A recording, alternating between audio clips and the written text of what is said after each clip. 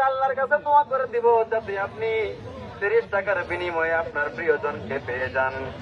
রে আল্লাহর গোলাম, আর দেরি না করে অতি শীঘ্রই চলে আসেন আমাদের বৃক্ষ মেলায়। অল্প কিছুক্ষণের মধ্যে আমাদের বিক্রি বন্ধ হয়ে যাবে। সুবহানাল্লাহ। আপনার জন্য স্পেশাল দোয়া করে দিব, আপনার জন্য দোয়া করবে যে আপনার প্রিয়জন একটি গাছের মাধ্যমে আপনার আপন হয়ে যায়।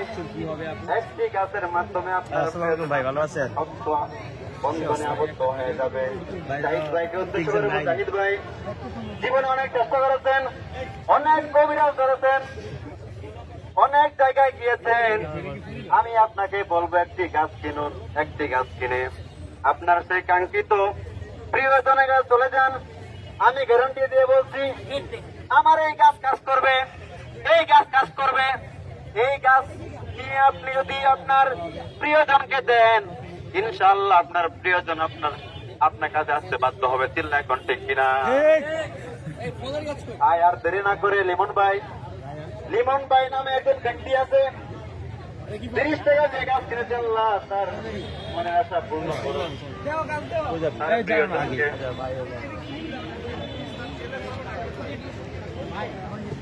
শেষ মুহূর্তে